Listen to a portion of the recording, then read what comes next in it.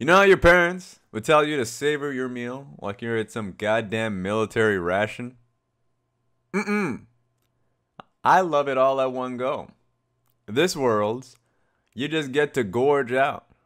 Invictus Gaming KT, RNG and G2 in one day! Literally just over a night, and you'll get both of these best of fives back to back. So, I'm just gonna go through my pick'ems. Not just for these two best of fives, but for the day after. So, here's gonna be my thought process. Boom, let's start with KT versus Invictus Gaming. Two super teams. I know that KT's been about a year in making. A few years. Last time around didn't make it. This time around, bringing UCal, that's a long storyline. But for KT, since Rift Rivals, they've showcased that they are a much more consistent team. That you don't get the monkey KTs. The KT that will run you down, tower dive you, and then mess up their entire fucking early game advantage. That's not the KT we're getting. The KT that we're getting is a team that's much more slower paced.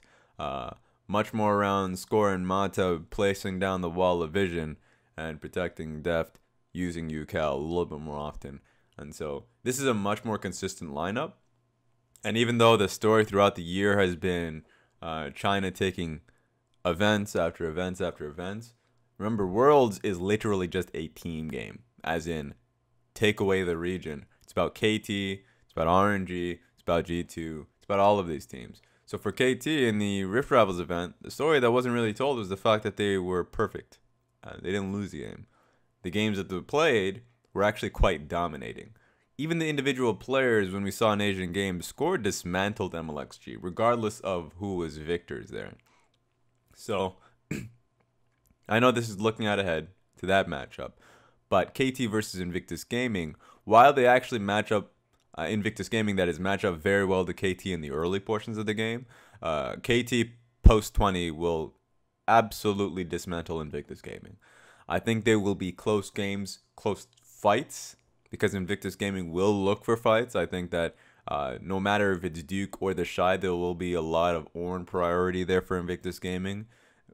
You'll probably see IG go towards the Zac pick because they love it versus Tom Kench, and KT is more often going to be looking to prioritize the Kench. So if that's the case, you're going to be seeing double tank.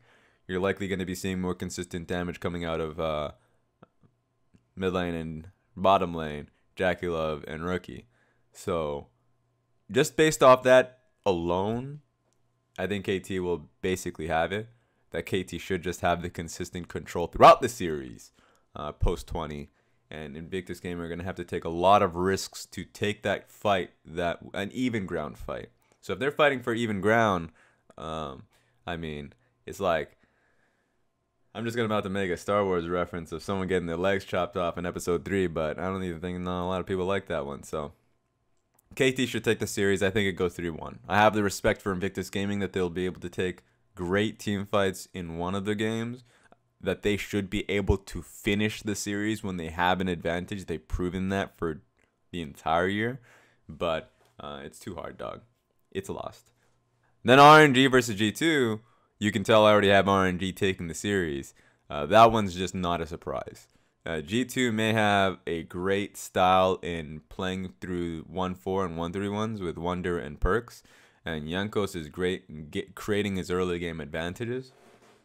And that's always been the worry for RNG. We saw that within their own group, not able to take the Vitality and Cloud9 early pressure.